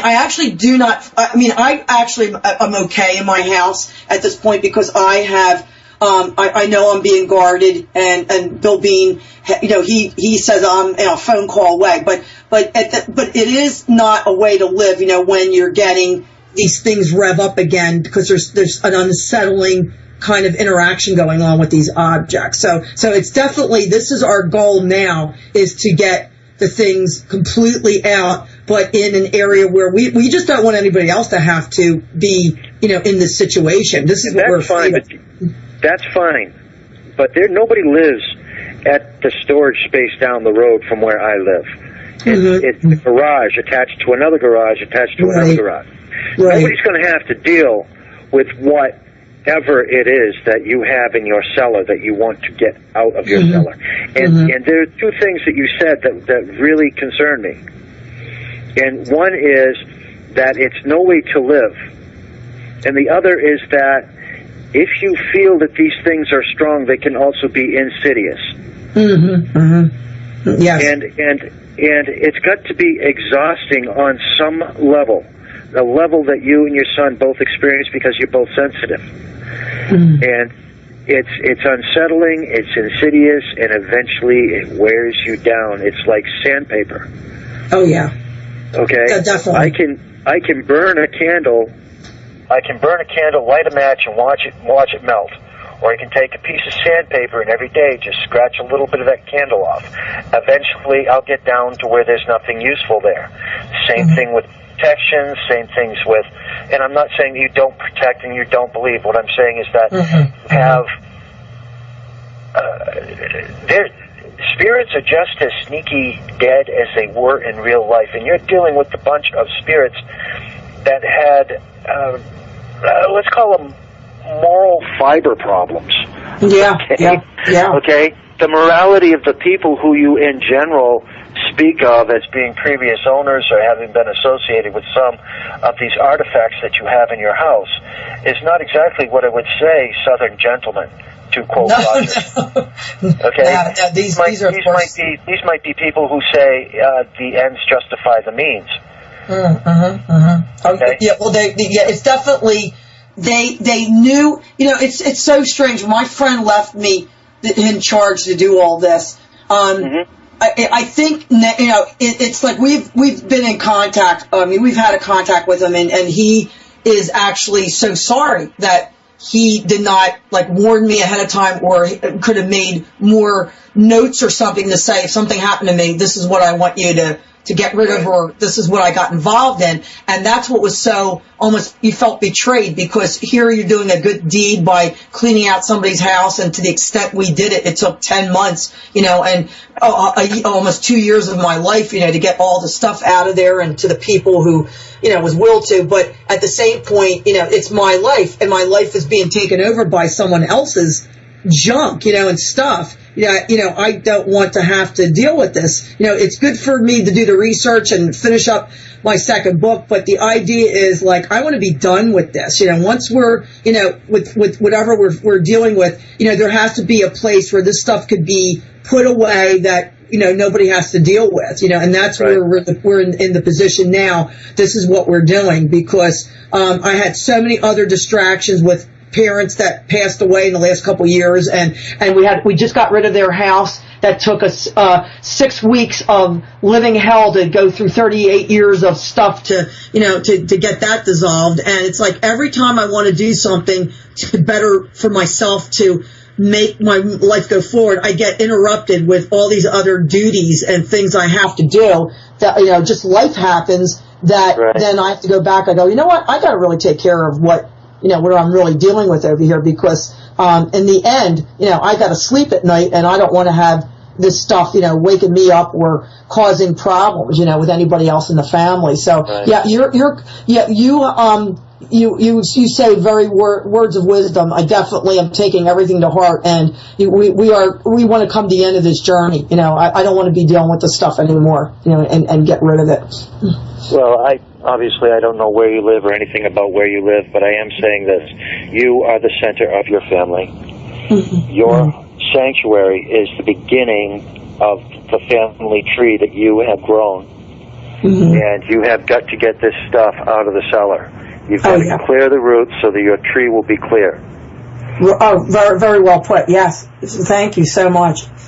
And I wish I could help you. I'm not a religious person. I'm a very spiritual person, and I honestly believe that during your conversation, I listened to your tempo and your speech change when you're talking about what's in the cellar. I listened to the apprehension hidden in your voice, and you are uncomfortable with this, yet you are determined to do something which you think is for the better good. but it's only for the better good if it doesn't destroy the things that you have already created in your life. And I'm really concerned that this is actually stopping you from moving forward and missing opportunities. You might look at this as what a great opportunity to look into the past, what a great opportunity to research with hands-on research and all these things. And these are wonderful, but you know what? You can research by going down the road to the used store it and look at it there. You can build bookshelves in a used store it and put all that stuff and catalog it, and that's $30 a month. Right. Okay?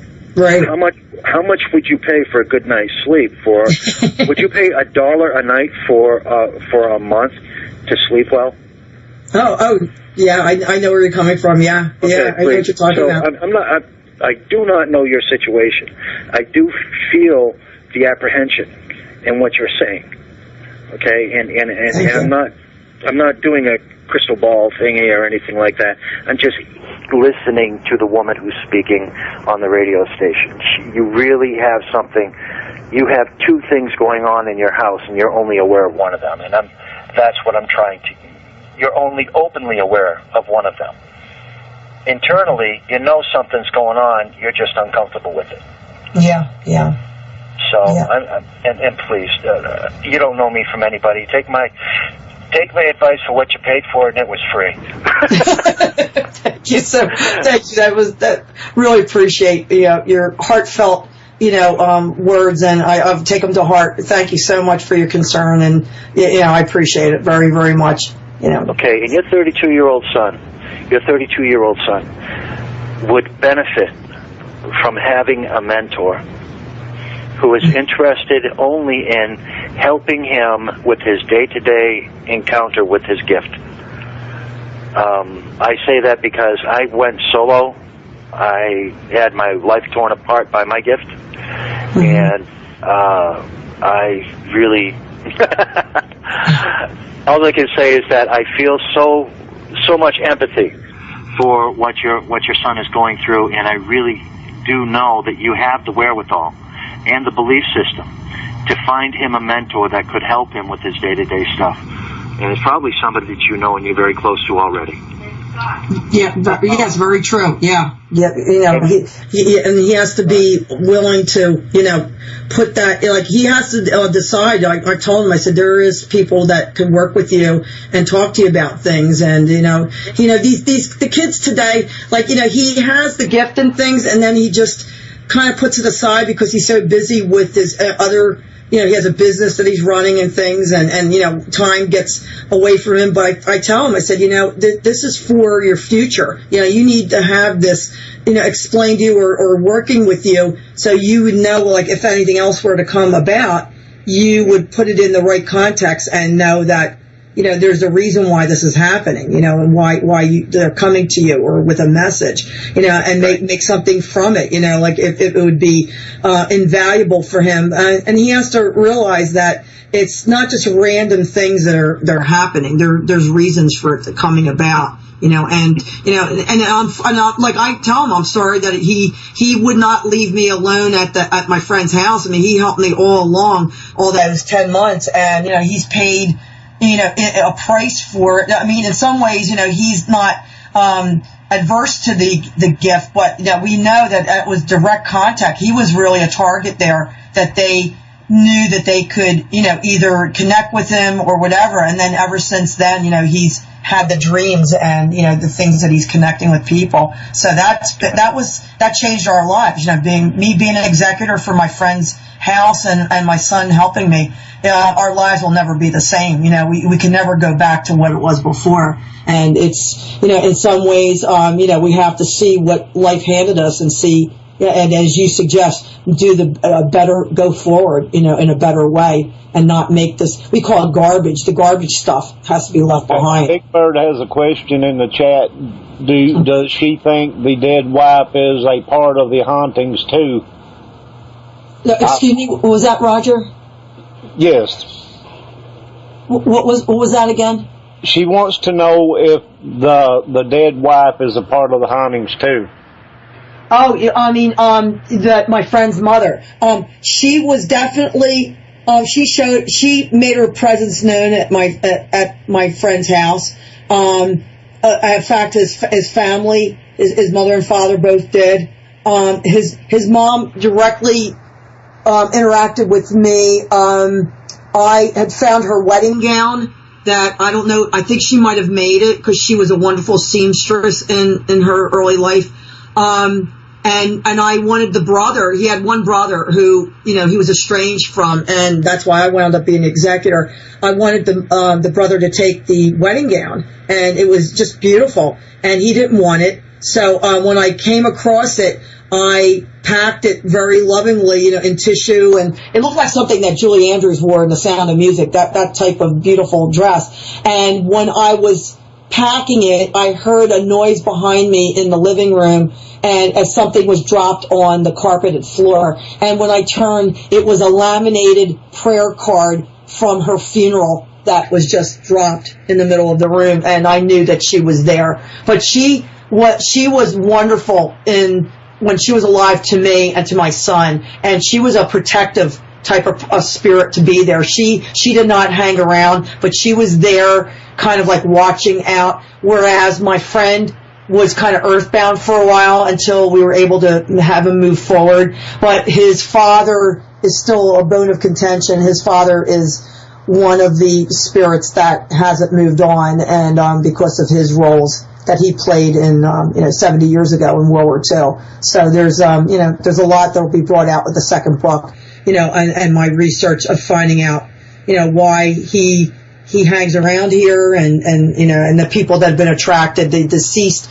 ghosts, the ghosts that have been attracted to him that have been coming here because he's here, and they've been attracted to his energy that and it's not good. It's not a good thing, So there's been a lot of things that we've had to discover that's been brought here on so many different levels. That that's why it's been hard. Even with the second book, we've been trying to make it coherent and in the chapters because there's so many different things going on, and they don't seem like they all fit together, but they actually do. And it's all. And this house is the center of of being the kind of a portal to a lot of other things that have happened, and whether it's good and bad, and that's what I'm trying to bring out in the second book to tell people, what we've lived through in the last 6 years. Okay, I've got this stuff here saved. I was looking for the blog link that you have. Oh, okay. Oh, yeah, I write a blog. I have about 75 blogs I've written the last 2 years, and I've been really gratified. I have over 53,000 page views on the blogs in the last couple of years, and there's a lot of interesting information on the different blogs I've written that kind of run parallel with some of the things that'll be in the second book, some of the things I've explored. And, some things have just been my mind has been boggled by some of the research that I've been led to that I had no idea, ever would even, some of these things had existed or did exist. And, it's pretty incredible. Okay,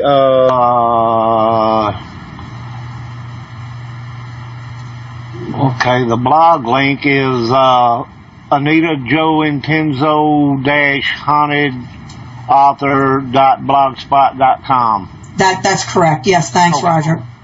You guys go check that out because it's awesome. I went up there and there's a lot of interesting stuff in there. I'm going to try to put this link in the chat and see if it will work. Okay, let me get back up here now. Let's see if this is going to work in here. I didn't put the www part. Okay, because I had to cut off part of it. Somebody tell me if this link works, please.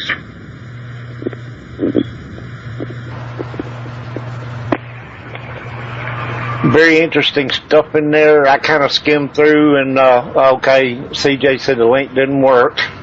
Okay.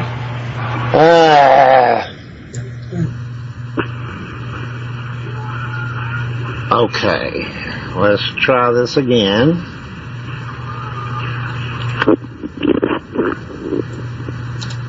Okay, try that. Something's got to work. Big Bird's wanting to know if we can have you back on again with your son. I'd like to do that. Oh yeah, I'm sure he would be happy to. As long as it's not a night that he's working at the store. We opened a miniature hobby store. Christopher runs. It's called Enter the Realm, and we were on Facebook. There's our store not far from where we live, and he's been painting miniature models about 20 years. I think it was mentioned in they actually showed it on the second haunting show. They showed him painting something, but it was pretty big. He works on tiny miniatures, and he does we have people do the strategy games. They paint the models, and we have Batman, we have Warhammer, we have the Citadel miniatures, and we have all the supplies. So it's about a year our store's coming up. It's about November 5th will be a year we've been in business, and he just loves it. It's just been a wonderful link to our community, people coming in to get interested, young fellas, young people coming in and getting to work hands-on, painting models and putting them together and making up your armies to play like strategy games that we have on our custom-built terrain tables. He's gotten me. I'm his slave. I've been doing the terrain, the trees. I've been painting the castles and stuff, doing some of this stuff on the side. I love it, though. And, we have a really great group of people that play at the tables, and they come at night. We're there till 9 o'clock some nights. We're there on Saturday that they come and play during the day. But the Batman's been fabulous. It's all from the Arkham Asylum, and then from the Gotham whole thing from the TV show and the movies. They have all these miniatures of Batman. But if you go on I think it's on Facebook. If you're on Facebook.com/miniature men, that's Christopher's page of all his miniature models that he's been painting. And then Enter the Realm. That's our actual store, which has got a medieval knight with the shield and the sword. So that's like our kind of medieval theme that we have running throughout the store. It's kind of cool. So people check that out too. So Christopher would be happy. If it's on a night like this, a Monday night, he's off on Monday nights for the store. Right. Well, we only do this on Monday night, so. Okay. Well then that solves that then. Okay, now there's other shows. Frank Lee does the show on Tuesday night. Mm-hmm. And Kat Hobson does the show on Wednesday night. And Deborah Jane East does the show on Thursday night. So, pick and choose, you got some choices if you need. Yeah, well, I can talk, because on Thursday nights, the store's only open till 6, because it's like, and he comes home, it's like, by the time I guess he gets in, but, I'll talk to him about it, and if he likes to do, he wants to do a joint interview, we'll I'll get in touch with you, Roger, and let you know, what his schedule is, and see if we can make it happen. Right. Now, all these shows except for Frank, start at 8 Eastern. Frank starts at 9 Eastern. Yeah. See, the earlier time's a little bit better too, because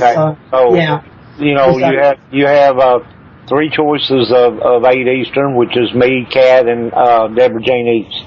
Okay. And I don't know if you're familiar with Kat and Deborah, but they're terrific hosts. They do a great show. Mm-hmm. I don't think I've been on their show. I've been on with Frank Lee. We've been on his show. I've been on. I don't know if Chris was on that too. I'll tell you, I try to remember to put the links up on my Pinterest so I remember all the shows we've been on. But Chris and I did a joint interview a couple weeks ago as our local Philadelphia radio host, Scott Morrow, and we did a phone in for that, but he had actually did last year. We did it right at our store. He did an interview while we were at the store, which was kind of cool, but because he was so close by. But yeah, I mean, we'll see, Roger. I'll mention to him and see what time and what evening is good for him, and we could certainly get in touch with you guys. Frank said he's interviewed you and Chris before, and you're an amazing guest. And I believe when I interviewed you before, I interviewed you and Chris. Yeah, yes, you did, Roger. Yes, that's correct. Yeah, but I think it was a different night. Was that on a Friday night by any chance? It may have been. I did run on Friday for a little bit. Yeah, I think it was on a Friday because we were on with Hank Stanton. I think. Yeah. Yeah, we were on with you guys. Yeah, and and I mean Chris. Yeah, he's he continue like he's been he doesn't tell me as much as that he should maybe. There's been some other crazy things that have happened, but he's keeping a diary of it. And as I said, he's talking about writing his own book. I go, well, be my guest. See how hard this is to do. Okay, we're out of time. I hate to say. Okay. But I really enjoyed this, and it's been a great, terrific show. Lots of interesting information. Oh, thank you so much. Thank you so much, Roger, for having me on. It was such a pleasure. You're really a great host. Really great questions out there tonight. Cindy, she's tops in my. You guys are tops in my book. So just thank you so much for having me on your show. That's so nice of you to say that.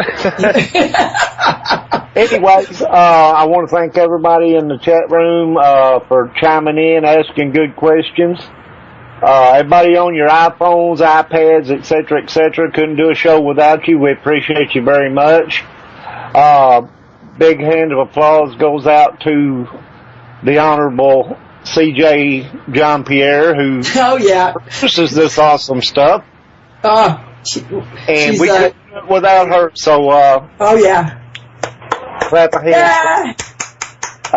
We'll be back next week. I don't have anybody lined up right now, although I do have somebody yanking at my pant leg, but we'll see how that goes. This was great. Everybody asked some great questions. Thanks, William, for calling in. Good input. Oh, yeah, thank you so much. We'll be back next week, same bat time, same bat channel. Until then, adios, hasta luego, all that good stuff. We'll see you next week. Good night. Thank you so much. Thank you.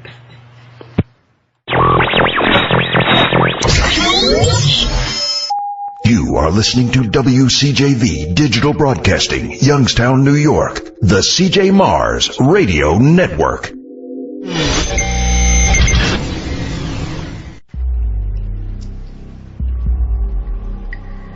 Thank you for tuning in to Half Past Dead Paranormal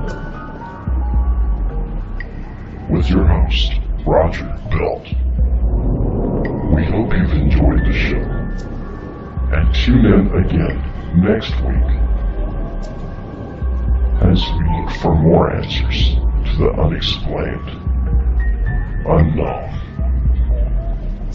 and unseen. Stay safe and happy hauntings.